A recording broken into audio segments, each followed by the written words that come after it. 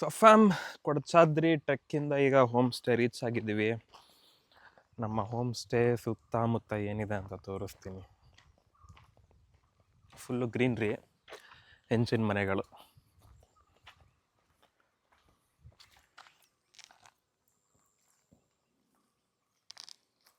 Hi, cute ಆಗಿದೆ.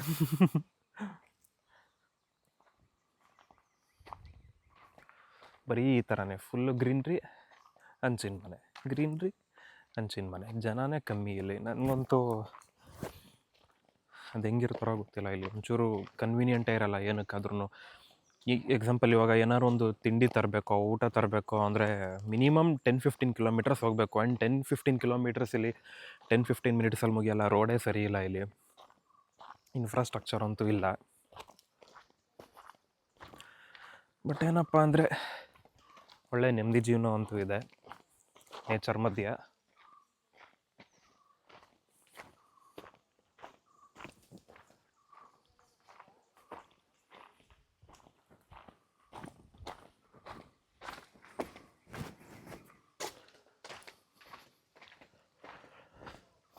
ಈ ಕಡೆ ಸೈಡ್ ಜಾಸ್ತಿ ಅಂದರೆ ಅಡಿಕೆ. ಹಂಗೆ ನಾನು ಸ್ವಲ್ಪ ಮುಂದೆ ಹೋದರೆ ಈ ಬೀಚ್ ಸೈಡು, ಅಲ್ಲಿ ತೆಂಗಿನ ಮರಗಳು ಜಾಸ್ತಿ.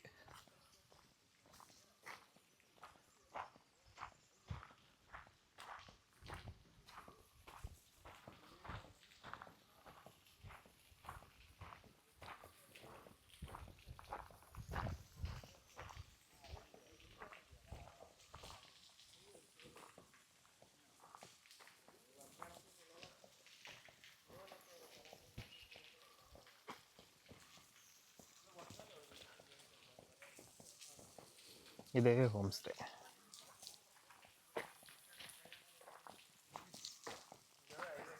ಇಲ್ಲಿ ಬೆಳೆಯೋದೇ ಬರೀ ಅಡಿಕೆ ಅಂತ, ಇನ್ನೇನು ಇನ್ನೇನು ಬೆಳೆಯಲ್ಲ ಇಲ್ಲಿ ನಾನು ಕೇಳಿದ ಮಟ್ಟಿಗೆ. ಸಾಕಲ್ಲ, ಅದೇ ಹೆವಿ ಪ್ರಾಫಿಟ್ ಬರುತ್ತೆ ಅಡಿಕೆನೆ. ಅದಕ್ಕಿಂತ ಬೇಕಾ?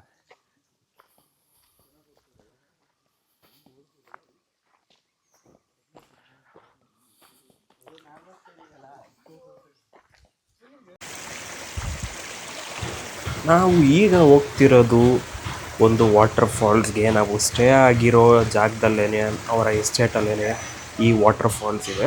ಸಣ್ಣದಿದೆ, ಬಟ್ ಒಂಥರ ಫಾರೆಸ್ಟ್ ಟೈಪ್ ಇದೆ. ಅದರೊಳಗಡೆ ಹೋಗಿ ಅಲ್ಲಿಗೆ ರೀಚ್ ಆಗಬೇಕು. ಸುಮಾರು 1 ಕಿಲೋಮೀಟರ್, 700 to 1 ಕಿಲೋಮೀಟರ್ ದೂರ ಇತ್ತು. ಆ್ಯಂಡ್ ನಾನು ಈ ಥರ ಎಕ್ಸ್ಪೀರಿಯೆನ್ಸ್ ಮಾಡ್ತಾ ಇರೋದಂತೂ ಫಸ್ಟ್ ಟೈಮು. ಸಕ್ಕದಾಗಿತ್ತು. ಫಾರೆಸ್ಟ್ ಒಳಗಡೆ ಹೋಗಿ ಆ ಫಾಲ್ಸ್ ನೋಡೋದು one of the best experience ಅಂತಲೇ ಹೇಳ್ಬೋದು. ಇದೇ ವಾಟರ್ ಫಾಲ್ಸ್ನ ನಾವು ನೋಡೋಕ್ಕೆ ಬಂದಿರೋದು. ಚಿಕ್ಕದಾಗಿರ್ಬೋದು, ಬಟ್ ತುಂಬ ಸುಂದರವಾಗಿದೆ. ಆ್ಯಂಡ್ ಈ ನೀರೇನಿದೆ, ಇದು ಶರಾವತಿ ನೀರು. ಇಲ್ಲಿಂದ 100 ಕಿಲೋಮೀಟ್ರ್ ದೂರದಲ್ಲಿರೋ ಬೆಟ್ಟದಲ್ಲಿ ಶರಾವತಿ ಹುಟ್ಟಿ ಇಲ್ಲಿ ಹರಿತಾ ಇದೆ. ಆ್ಯಂಡ್ ಇಲ್ಲಿಂದ ಈ ನೀರು ಜೋಗ್ ಫಾಲ್ಸ್ಗೆ ಹೋಗುತ್ತೆ. ನೀವು ಸುತ್ತಮುತ್ತ ನೋಡ್ತಿರ್ಬೋದು, ಕಾಡಿನ ಮಧ್ಯ ನೀರು. ತುಂಬ ಸೊಗಸಾಗಿತ್ತು. ನಾವು ನೀರಲ್ಲಿ ಇಳಿಯೋಕ್ಕಾಗಿಲ್ಲ, ಯಾಕಂದರೆ ನಾವು ಆಲ್ರೆಡಿ ಸ್ನಾನ ಎಲ್ಲ ಮಾಡಿ ರೆಡಿ ಆಗಿದ್ವಿ. ಅದಕ್ಕೋಸ್ಕರ ಇಳಿಯೋಕ್ಕಾಗಿಲ್ಲ. But one of the best experience ಅಂತಲೇ ಹೇಳ್ಬೋದು. ಈಗ ನಾವು ವಾಟರ್ ಫಾಲ್ಸ್ ಮುಗಿಸ್ಕೊಂಡು ನಮ್ಮ ಹೋಮ್ ಸ್ಟೇ ಕಡೆ ಹೊರಟಿದ್ವಿ. ಆ್ಯಂಡ್ ಹೋಮ್ ಸ್ಟೇ ಕಡೆ ಹೊರಡ್ತಾ ಇಲ್ಲೊಂದು ಮನೆ ಸಿಗುತ್ತೆ. ಇಲ್ಲಿನ ರೈತರು ಅಡಿಕೆ, ಪೆಪ್ಪರ್ ಇದನ್ನೆಲ್ಲ ಬೆಳೆದು ಅಲ್ಲಿ ಹಾಕಿದರು. ಆ್ಯಂಡ್ ಅದನ್ನು ನೋಡೋಕ್ಕೆ ನಮಗೆ ಅವಕಾಶ ಸಿಕ್ತು. ಆ್ಯಂಡ್ ತುಂಬ ಚೆನ್ನಾಗಿ ಮಾತಾಡಿಸಿದ್ರು ನಮ್ಮನ್ನ. ಬಟ್ ಅನ್ಫಾರ್ಚುನೇಟ್ಲಿ ವಿಡಿಯೋ ಎಲ್ಲ ರೆಕಾರ್ಡ್ ಮಾಡ್ಕೊಂಡಿದ್ದೆ, ಬಟ್ ಹೇಗೋ ಡಿಲೀಟ್ ಆಗೋಯಿತು. ಸೊ ಇಷ್ಟೇ ಕ್ಲಿಪ್ಪಿಂಗ್ಸ್ ನನಗೆ ಸಿಕ್ಕಿದ್ದು. ಆ್ಯಂಡ್ ಇದನ್ನೇನು ನೋಡ್ತಾ ಇದ್ದೀರಾ, ಇದು ಶರಾವತಿ ನೀರನ್ನೇ. ಇದನ್ನೇ ಅವರು ಅವರ ಫಾರ್ಮ್ಗೆಲ್ಲ ಯೂಸ್ ಮಾಡ್ಕೋತಾರೆ ಆ್ಯಂಡ್ ಕುಡಿಯೋದಕ್ಕೆಲ್ಲ. ಆ್ಯಂಡ್ ತುಂಬ ಪ್ಯೂರೆಸ್ಟ್ ವಾಟರ್ ಅಂತಲೇ ಹೇಳ್ಬೋದು. ಬೆಟ್ಟದಿಂದ ಡೈರೆಕ್ಟಾಗಿ ಹರಿದು ಬರೋದ್ರಿಂದ ತುಂಬಾ ಒಳ್ಳೆ ಜನ ಇಲ್ಲಿ ಅವರು. ಆ್ಯಂಡ್ ಅವರ ಕಷ್ಟ ಸುಖಗಳನ್ನೆಲ್ಲ ಹೇಳಿದ್ರು, ಅವ್ರ ಮನೇನ ತೋರಿಸಿದ್ರು. ಅದನ್ನು ವಿಡಿಯೋ ರೆಕಾರ್ಡ್ ಮಾಡ್ಕೊಂಡಿದ್ದೆ, ಬಟ್ ಅನ್ಫಾರ್ಚುನೇಟ್ಲಿ ಎಲ್ಲನೂ ಡಿಲೀಟ್ ಆಗೋಗಿದೆ. ನಾವು ಈಗ ನಮ್ಮ ಹೋಮ್ ಸ್ಟೇಯಿಂದ ಚೆಕ್ಔಟ್ ಮಾಡಿ ಬ್ರಹ್ಮಾವರ, ಕುಂದಾಪುರ ಕಡೆ ಹೊರಟಿದ್ವಿ. ಅಲ್ಲಿಗೆ ಏನಕ್ಕಂದರೆ ನಾವು ಉಡುಪಿ ಶ್ರೀಕೃಷ್ಣ ಮಠಕ್ಕೆ ಹೋಗಿ ಅಲ್ಲಿಂದ ನೈಟ್ ಸ್ಟೇ ಆಗ್ತಿದ್ದೀವಿ ಕೋಡಿ ಬೀಚಲ್ಲಿ. ಕೋಕೋ ಬೇ ಬೀಚ್ ರೆಸಾರ್ಟ್ ಅಂತ ತುಂಬ ಚೆನ್ನಾಗಿತ್ತು ಗೂಗಲ್ಲಿ. ಆ್ಯಂಡ್ ತುಂಬ ವರ್ತಿದೆ ಅಂತ ಅನ್ನಿಸ್ತು. ಅದಕ್ಕೋಸ್ಕರ ಅದನ್ನು ಬುಕ್ ಮಾಡಿ ಅಲ್ಲಿನ ಕಡೆಗೆ ಹೊರಟಿದ್ದೀವಿ. ಆ್ಯಂಡ್ ಉಡುಪಿ ಶ್ರೀಕೃಷ್ಣ ಮಠ ಆಗಿರ್ಬೋದು, ಇನ್ನೂ ಹಲವಾರು ವೀಡಿಯೋಸ್ ಇತ್ತು, ಬಟ್ ಎಲ್ಲನೂ ಡಿಲೀಟ್ ಆಗೋಯಿತು. ನನಗಂತೂ ತುಂಬ ಬೇಜಾರಾಯಿತು. ಬಟ್ ಫೈನ್, ಇಷ್ಟಾದರೂ ಇದೆ ಇವಾಗ ವೀಡಿಯೋಸ್. ನಾವು ಈಗ ಕೋಕೋ ಬೇ ಬೀಚ್ ರೆಸಾರ್ಟ್ಗೆ ರೀಚ್ ಆಗಿದ್ದೀವಿ. ನಾವು ಸ್ಟೇ ಮಾಡ್ತಿರೋ ಹೋಮ್ ಸ್ಟೇದು ರೂಮ್ ಟೂರ್ ಕೊಡ್ತಿದ್ದೀನಿ. ಆ್ಯಂಡ್ ಸಖತ್ ಫರ್ನಿಷ್ಡ್ ಆಗಿದೆ and well designed, well maintained ಅಂತಲೇ ಹೇಳ್ಬೋದು. ಸಖತ್ ಕ್ಲೀನಾಗಿತ್ತು. ಬೀಚ್ಗೆ ಅಟ್ಯಾಚ್ ಆಗಿದೆ ಈ ರೆಸಾರ್ಟು. ಸಕ್ಕತ್ತಾಗಿತ್ತು ಮಾತ್ರ. ನನ್ನ ಲೈಫಲ್ಲಿ ಫಸ್ಟ್ ಟೈಮ್ ಈ ಥರ ಬೀಚ್ ಸೈಡ್ ಸ್ಟೇ ಆಗ್ತಿರೋದು ಆ್ಯಂಡ್ ಇಷ್ಟು ಒಳ್ಳೆಯ ರೆಸಾರ್ಟಲ್ಲಿ. ಆ್ಯಂಡ್ ಸುತ್ತಮುತ್ತ ಆ್ಯಂಬಿಯನ್ಸ್ ನೋಡ್ತಿರ್ಬೋದು ನೀವು, ಎಷ್ಟು ಕ್ಲೀನಾಗಿ ಮೇಂಟೈನ್ ಮಾಡಿದ್ದಾರೆ. ಗ್ರೀನ್ರಿ ಆಗಿರ್ಬೋದು, ಸಿಟ್ಟಿಂಗಿಗಾಗಿರ್ಬೋದು, ಸಕ್ಕತ್ತಾಗಿತ್ತು. ನಾವಂತೂ ಸಖತ್ ಎಂಜಾಯ್ ಮಾಡಿದ್ವಿ. ನೀವು ಕೂಡ ಅಷ್ಟೇ, ನಿಮ್ಗೆ ಇಷ್ಟ ಆದರೆ ಈ ನಾನು ಸ್ಟೇ ಮಾಡಿರೋ ಹೋಮ್ ಸ್ಟೇ ಕೋಕೋ ಬೇ ಬೀಚ್ ರೆಸಾರ್ಟ್ ಅಂತ, ಅವ್ರಿಗೆ ಕಾಂಟ್ಯಾಕ್ಟ್ ಮಾಡಿ ಬಂದು ಸ್ಟೇ ಆಗಿ ಫ್ಯಾಮಿಲಿ ಜೊತೆ. ತುಂಬ ಚೆನ್ನಾಗಿದೆ ಅಂತಲೇ ಹೇಳ್ತೀನಿ.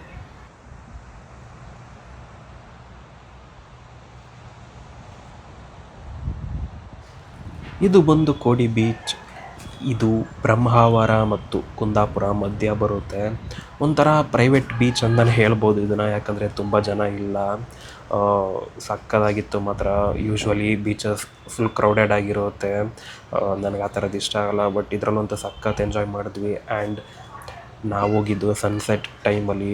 ಸನ್ಸೆಟ್ ನೋಡೋ ಅವಕಾಶ ನಮಗೆ ಸಿಕ್ತು. ಸಕ್ಕತ್ತಾಗಿತ್ತು ಆ್ಯಂಡ್ ತುಂಬ ಕ್ಲೀನಾಗಿತ್ತು. White sand with no polluted water ಅಂತಲೇ ಹೇಳ್ಬೋದು. ತುಂಬ ಚೆನ್ನಾಗಿತ್ತು ಎಲ್ಲನೂ.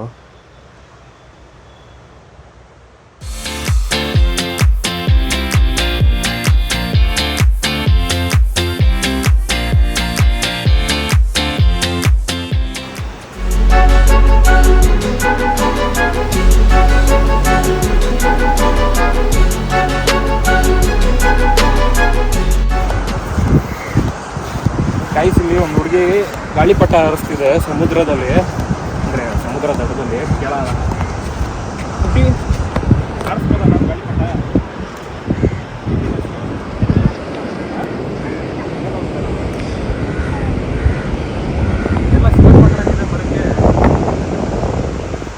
ಎಷ್ಟು ವರ್ಷಗಳಾಯ್ತು ಹಾರಿಸಿ, ಚಿಕ್ಕ ವಯಸ್ಸಲ್ಲಿ ಹಾರಿಸ್ತಾ ಇದ್ವಿ ಅವಾಗ.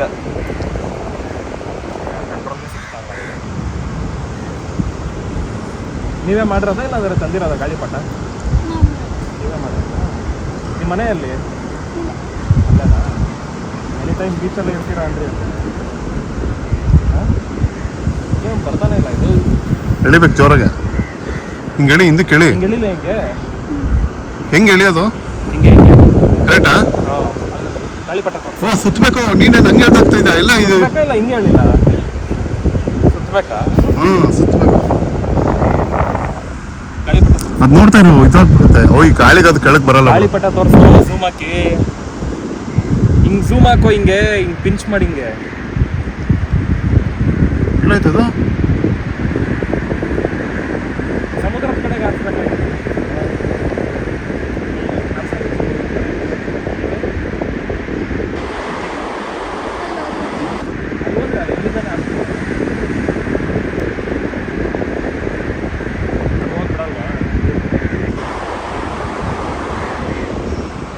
ಯಾರಾದರೂ ಯಾರು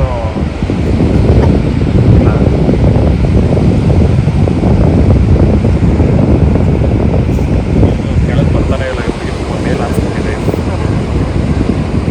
ಕರೆಕ್ಟ್ ಕಣೋ, ವಾಯ್ಸ್ ರೆಕಾರ್ಡ್ ಆಗ್ತೈತೆ ಇಲ್ವಾ? ನನ್ನ ಕನೆಕ್ಟ್ ಮಾಡ್ಕೊಂಡಿದ್ದೀನಿ. ತೋರಿಸಿಲ್ಲ, ವಾಸ ಮಾಡು. ಸೊ ಫ್ಯಾನ್, ಇಷ್ಟೋ ತನಕ ಎಲ್ಲ ಕೂತ್ಕೊಂಡು ಬೀಚ್ ಹತ್ರ ಕಷ್ಟ ಸುಖ ಮಾತಾಡ್ಕೊಂಡಿದ್ವಿ. ಈಗ ಊಟ ಆರ್ಡರ್ ಮಾಡ್ಕೊಂಡಿದ್ವಿ. ಇಲ್ಲೇನಂದರೆ ಇಲ್ಲಿ ಕುಕ್ ಯಾರೂ ಇಲ್ಲ, ಇಲ್ಲಿ ಇಲ್ಲೇ ಮಾಡ್ಕೊಡಲ್ಲ ಫುಡ್ಡು, ಡೆಲಿವರ್ ಮಾಡ್ತಾರೆ ನಾವು ಆರ್ಡರ್ ಮಾಡಿದ್ರೆ. ಅದಕ್ಕೆ ನಾವು ಫುಡ್ ಆರ್ಡರ್ ಮಾಡ್ಕೊಂಡಿದ್ದೀವಿ. ರೋಟಿ, ಪಾಲಕ್ ರೈಸ್, ಪನ್ನೀರ್, ಚಿಕನ್. ಏನಂತೀರ ಅಕ್ಷು? ಸ್ವಲ್ಪ ಎಕ್ಸ್ಪೆನ್ಸಿವ್ ಆಯಿತು, ಏನು ಮಾಡೋಕ್ಕಾಗಲ್ಲ. ಆಚೆ ಬಂದಮೇಲೆ ಏನೋ ಮಾಡೋಕ್ಕಾಗಲ್ಲ. ಬೀಚ್ ಮುಂದೆ ಚೆನ್ನಾಗಿರುತ್ತೆ ಅಂತ ಹೇಳಿ ಇಲ್ಲೇ ಫುಡ್ ಆರ್ಡರ್ ಮಾಡಿದ್ರೆ ಒಂಥರ ಎಕ್ಸ್ಪೀರಿಯನ್ಸ್ ಚೆನ್ನಾಗಿರುತ್ತೆ. ಕ್ಯಾಂಡ್ ಲೈಟ್ ಡಿನ್ನರ್ ಇದ್ದಂಗೆ ಇರುತ್ತೆ. ಸ್ಟಾರ್ಟ್ ಮಾಡಿ.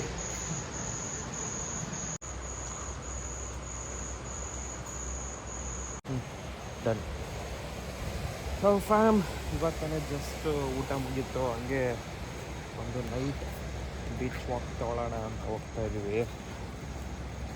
ಊಟನೂ ಚೆನ್ನಾಗಿತ್ತು. ಆ್ಯಂಡ್ ಅಲೆಗಳು ತುಂಬ ಜೋರಾಗ್ಬಿಟ್ಟಿದೆ ನೈಟ್ ಟೈಮಲ್ಲ, ಅದಕ್ಕೆ ಸುಮ್ಮನೆ ನೋಡೋಣ ಅಂತ ಹೋಗ್ತಾ ಇದ್ದೀನಿ. ಯಾರೂ ಇಲ್ಲ ಬೀಚಲ್ಲ, ಇಬ್ಬರೇ ಇರೋದು ಇಡೀ ಬೀಚ್, ಕೋಡಿ ಬೀಚ್. ಅಲೆ ಜಾಸ್ತಿ ಆಗಿದೆಲ್ಲ, ಮುಂದೆ ಬಂದಿದೆ. ಅಲ್ಲೇ ಮುಂದೆ ಬಂದ್ಬಿಟ್ಟೈತೆ. ಓಯ್ ನಿಜ ಮುಂದೆ ಬಂದ್ಬಿಟ್ಟೈತೆ ಅಲ್ಲ, ಓಯ್ ನಿಜ ಮುಂದೆ ಬಂದಿದೆ. ಅಣ್ಣ ಅಲ್ಲಿ ತನಕ ಇತ್ತಲ್ಲ. ಹಾಂ ಸೊ ಫ್ಯಾಮ್ ಬೀಚ್ ವಾಕ್ ಮುಗೀತು ಆ್ಯಂಡ್ ಊಟ ಕೂಡ ಮುಗೀತು. ಇವತ್ತಂತೂ ತುಂಬ ಟೈರಿಂಗ್ ಡೇ ಆಗಿತ್ತು, ಯಾಕಂದರೆ ಬೆಳಗ್ಗೆ 4:30ಗೆ ಎದ್ದು ಟ್ರೆಕ್ಕಿಂಗ್ ಹೋಗಿ, ಆಮೇಲೆ ಅಲ್ಲಿಂದ ಟೆಂಪಲ್ಸ್ಗೆ ಹೋಗಿ ಬೀಚಿಗೆ ಬಂದು ಸಖತ್ ಟಯರ್ಡ್ ಆಗೋಯ್ತು. ಆ್ಯಂಡ್ ಇವಾಗ ಎಲ್ಲ ಮುಗಿಸಿ ಮಲ್ಗೋಣ ಅಂತ ಹೋಗ್ತಿದ್ದೀವಿ ವಾಕ್ ಮಾಡಿ. ಈ ವಿಡಿಯೋ ನಿಮಗೆ ಇಷ್ಟ ಆಗಿದರೆ ಲೈಕ್ ಮಾಡಿ, ಶೇರ್ ಮಾಡಿ, ಸಬ್ಸ್ಕ್ರೈಬ್ ಮಾಡಿ, ನಿಮ್ಮ ಫ್ರೆಂಡ್ಸ್ ಆ್ಯಂಡ್ ಫ್ಯಾಮಿಲಿಗೂ ಶೇರ್ ಮಾಡಿ. ನಿಮ್ಮ ಸಪೋರ್ಟ್ ಖಂಡಿತವಾಗ್ಲೂ ಬೇಕು ಅಂತ ಹೇಳ್ತಾ ಇಲ್ಲಿಗೆ ಈ ವಿಡಿಯೋನ ಎಂಡ್ ಮಾಡ್ತೀನಿ. Thank you so much. Take care. Bye.